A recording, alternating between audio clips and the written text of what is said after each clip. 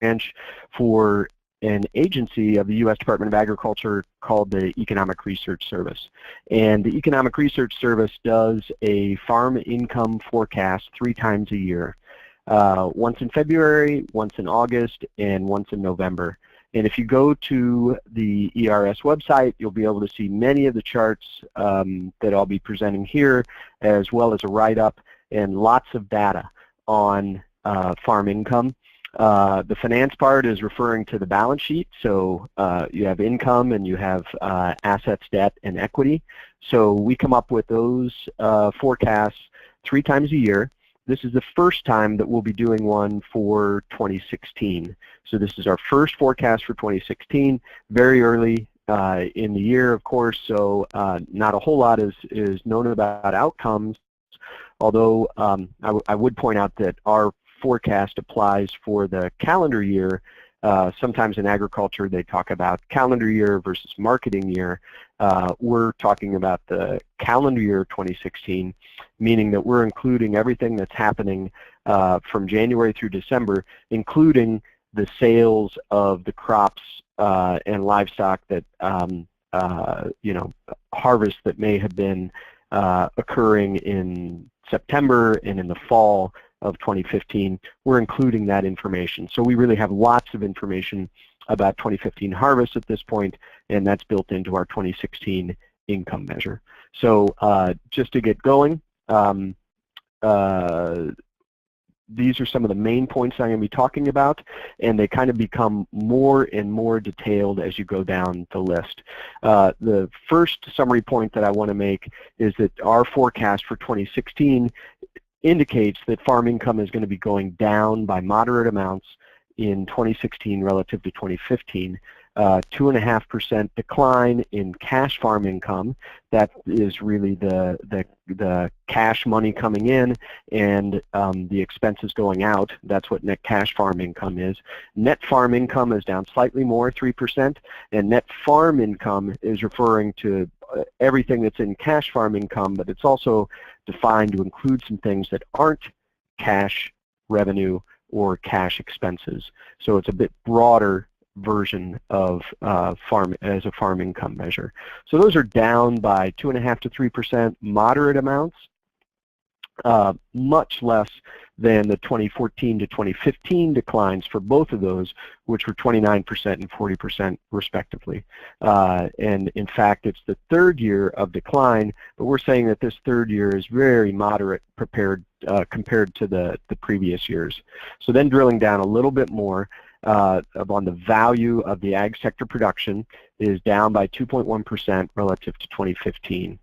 Okay, the ag value of production, that's both crop and livestock, and drilling down into both of those, we see that really the livestock, or animals and animal products is how we refer to it, is the primary driver of decline. 7.9 billion reduction in cash receipts for animals and animal products relative to 2016. That's down 4.3%, led by cattle and calves, dairy, eggs, and hogs, really pretty much across the board. In contrast to the decline in cash receipts, you did have a countervailing impact of an increase in government payments, which increased by over $3 billion. They're now $13.9 billion in 2016. Also helping the bottom line was the fact that production expenses fell by 1%, or we're forecasting them to fall by 1% in 2016, and that's the second year in a row. The declines in income that we're picking up are actually being reflected somewhat as a decline in the value of the assets held by the sector, which are down 1.6%. Is our forecast, and due to the increase, or the decreased income levels, we're also showing debt increasing relative to 2015. It's up 2.3%, and equity is the difference between assets and debt. Equity is down by 2.2% in our forecast relative to 2015. So all of that was becoming more and more concentrated in terms of impacts for the agricultural sector, but the ag sector is made up of households that produce agricultural products. And the final summary point that I would make is that total farm household income is forecast to increase in 2016, increase by 4.5% to $81,666. Now, obviously, with the declines in farm income, it isn't because of an increase in farm income. Most of this increase was actually due to increases in off-farm income. And overall, incomes for ag farm households are above the median U.S. household income by a substantial margin. So I'm just going to quickly go through some additional points on each of these, and I have some graphics. The first one is cash farm income for 2016. You see our forecast in here, but also relative to every year since 2006. And you see that while 2016 is certainly down from all the other 11, 12, 13, 14, those years themselves, that 4 or 5 year period was particularly high relative to previous years. So it's coming off of a number that, or a value that was particularly high, 11, 12, and 13, historic high net cash farm income. So this is what I'm showing here is the more broad version of income, which is called farm income, a broad version of profits, and the reduction relative to 2015 scale to show you that you don't want to confuse this with an uptick in income, but it's actually quite a change or a deviation from the trajectory that it was on. And the dotted line is just showing real income, meaning you're taking those previous income periods and you're inflating them as if they had experienced the same inflation that the current year has. And you see that in real terms, 2016 is significantly lower than years prior or since 1990. So income is down quite a bit from its peak. It's also nearing the low of what it's been for the past 25 years, but we're forecasting 2016 to be only a moderate decline from 2015. This is a big picture view of what happened in farm income for the sector. This is called a waterfall chart, and basically what it does is look at, on the left-hand bar, you've got the 2015 value, and on the right-hand bar, you've got the 2016 value. And everything that's a red bar is a category of income that decreased. Everything that's a blue bar is a category of income that helped net farm income. So in this chart you can see the big impact of livestock receipts in bringing down net farm income. $7.9 billion reduction in livestock receipts combined with a $1.6 billion reduction in crop receipts really brought the whole sector down by a moderate amount. And again, things that helped the sector was the fact that production expenses were lower by $3.8 billion in our forecast.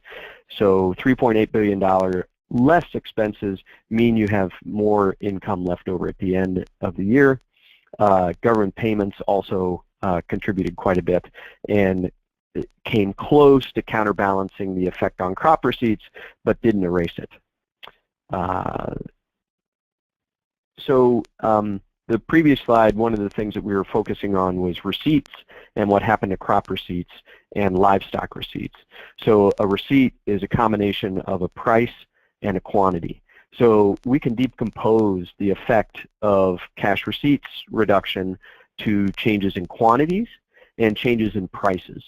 So this price change is showing you how much of the reduction in the $9.6 billion reduction in cash receipts was due to lower prices, and how much of that $9.6 billion overall effect was due to changes in quantities.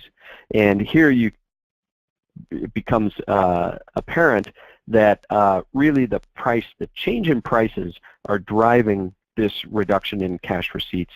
$17.7 billion lower receipts just on the basis of changes in prices alone. But in a countervailing increase in production for 2016 relative to 2015 of $7.4 billion makes things a little bit better than they otherwise would have been. Now, this is a complete decomposition, which people who have taken economics know that price and quantity are very intimately related with each other, and some of the prices that we're seeing today are in anticipation of an increase in production in 2016. So these things really are related, and they're shown here as being separate, but I think it's a useful perspective to understand the impact of the price swamping our cash receipt forecast. This chart is showing the past 5 years, commodity by commodity, what were cash receipts for each of these categories. And overall, because we're showing not much of an impact for crops, slight decline, there are some ups and downs, but overall pretty much the same as 2015. Turning quickly to the livestock picture, here we see kind of across the board all livestock commodities being impacted in terms of lower cash receipts in 2016 relative to 2015. All of them are basically following the same pattern of coming down from a 2014 high measurement. All these categories had really good years in 2014, and they've all come down in 2015 and in 2016. Moving to government payments, one of the things that people who follow farm policy know that every few years we have a new farm bill, and that changes the nature of support for the agricultural sector. And what this chart is meant to show is total support for the agricultural sector since 2006. And the change in colors of the components of this support are indicative of the changes in the programs that are included in administered by Farm Service Agency and others to carry out U.S. policy. And you can see that the blue bars that are evident from 2006 all the way through 2014 really are a different type of payment that used to be part of farm policy. They were fixed payments, and what an individual did in terms of production didn't really have an impact. It was fixed ahead of time. The tenor and the purpose of the payments changed with the 2014 Farm Bill to having price-related payments, payments that are a function of commodity price in a particular year, and those are shown in the light green bar.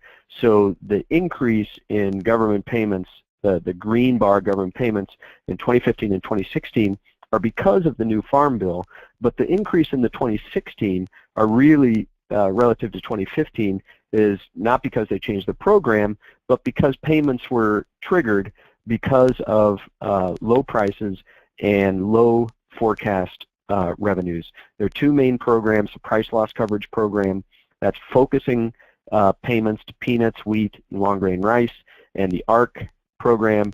Mainly those are triggered for corn, soybeans, and wheat in the current price environment.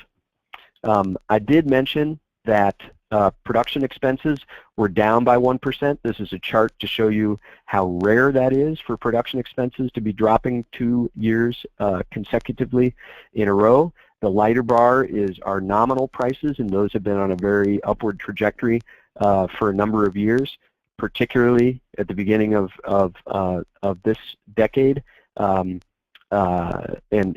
down 2 years in a row. So we do a breakout of the type of expenses that decreased versus those that increased, and this indicates that feed and livestock purchase expenses also energy expenses were generally the ones that contributed to the overall decrease in expenses. On the other hand, labor and interest payments and net rents showed an increase relative to 2015. I know that the people who follow are going to be talking about overall debt, equity, and asset levels, but I'd just point out that our forecast is showing the asset levels to decline and the debts to increase, leaving equity levels lower in 2016 in real terms. We do have a geographic breakout, and I think I'm about through with my time, but I would just point out that the geographic breakout here in terms of relative income impacts in general is following the production specializations across the U.S.